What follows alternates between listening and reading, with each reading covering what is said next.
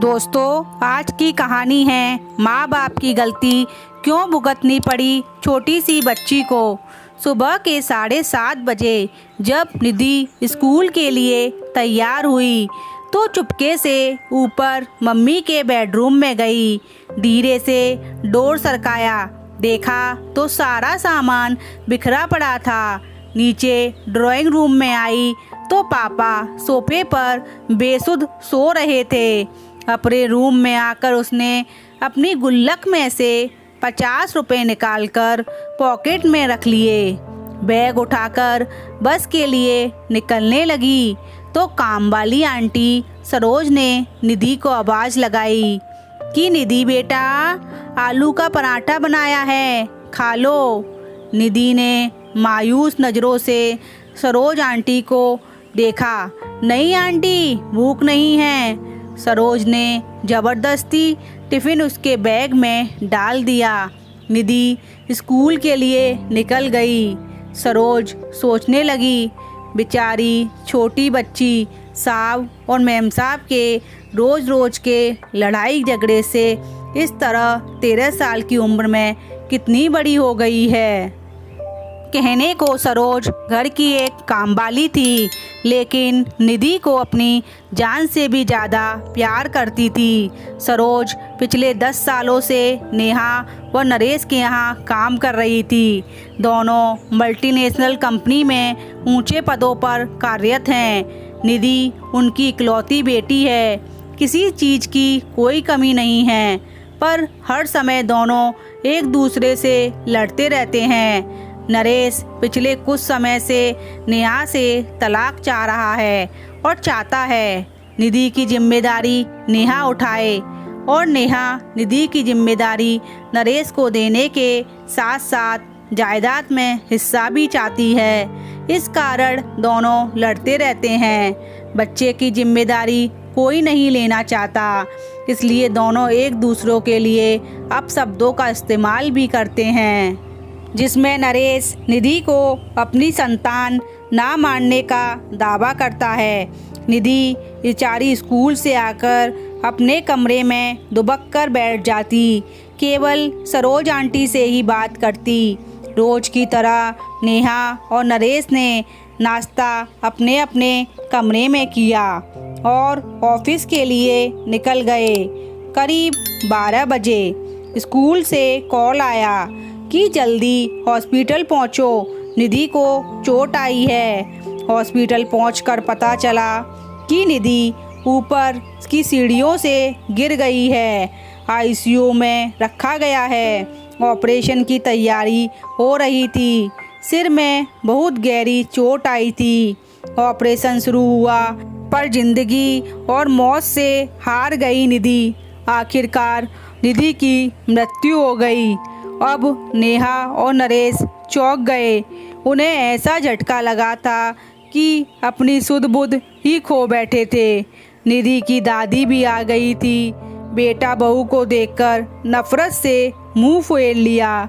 पूछताछ हुई।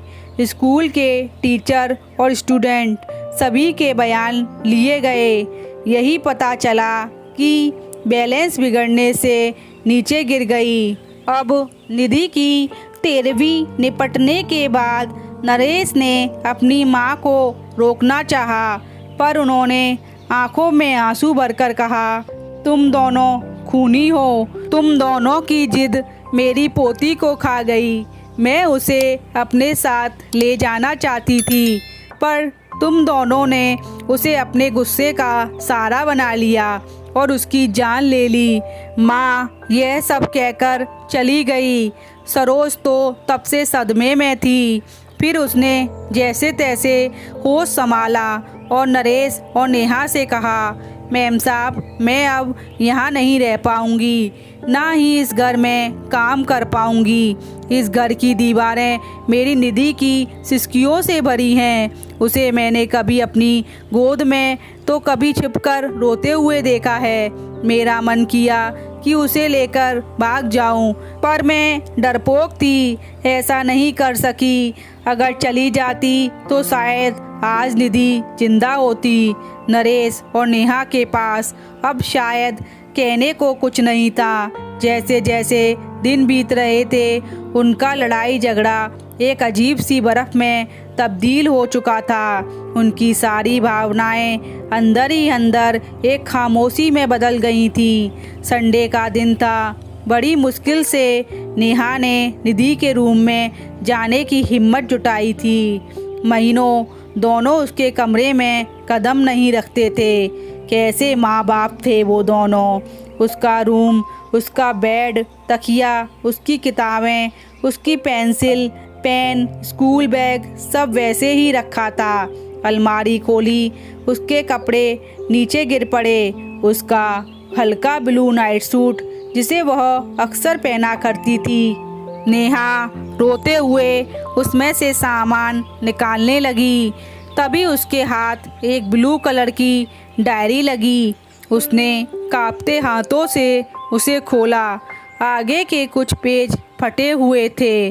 पेज दर पेज टूटे दिल की दास्तां छोटे छोटे टुकड़ों में दर्ज थी। मम्मी और पापा, मैं आपको डियर नहीं लिखूंगी क्योंकि डियर का मीनिंग प्यारा होता है। पापा, आप मम्मी को कहते हो कि तुम्हारी बेटी, और मम्मी आप पापा को कहती हो तुम्हारी बेटी। आप दोनों ये कभी क्यों नहीं कहते कि हमारी बेटी। अगले पेज पर था, पता है जब मैं मामा जी के घर जाती हूँ तो मामा मामी मुझे बहुत प्यार करते हैं। मामी अन्नू को जब प्यार से मेरा बच्चा कहती हैं तो मुझे लगता है कि मैं प्यारी बच्ची नहीं हूँ मम्मा। मैं तो आपका सारा कहना मानती हूँ, फिर भी आपने मुझे कभी मेरा बच्चा नहीं कहा। एक पेज पर लिखा था, मम्मी मैं जब बुआ के घर जाती हूँ तो वो भी मुझे बहुत प्यार करती हैं, पर खाना हमेशा नच्छ की पसंद का बनाती हैं। मम्मा मुझे राजमा बहुत पसंद हैं। मैंने आपको बनाने को कहा था, पर आपने कहा मुझे परेशान मत करो। जो खाना है सरोज आंटी को बोला करो, वो बना देगी। मम्मा मैंने राजमा खाना छोड़ दिया है, अब अच्छा नहीं लगता।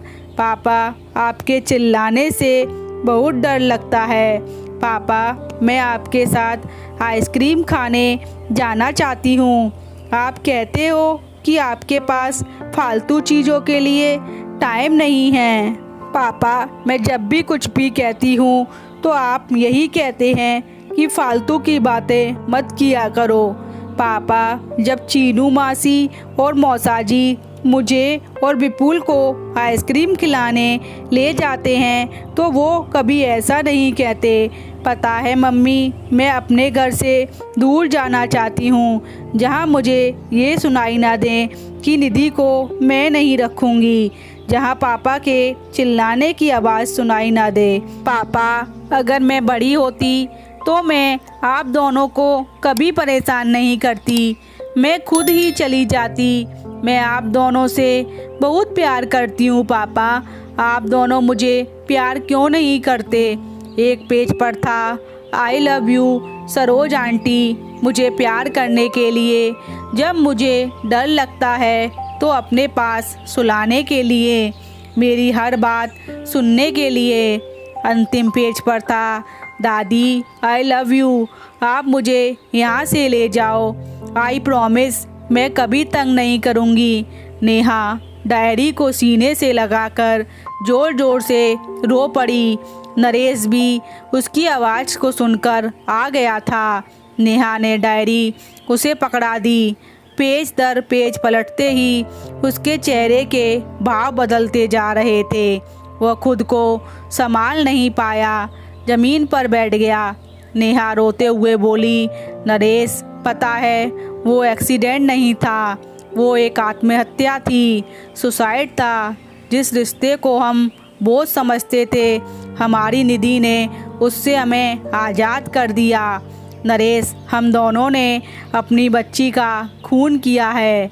नरेश फूट फूट कर रो पड़ा। यह कहानी हर उस घर की है जहां माँ बाप बच्चों के सामने लड़ते झगड़ते हैं या घर टूट कर बिखरते हैं और उन टूटते रिश्तों का सबसे बड़ा खामियाजा बच्चे बढ़ते हैं।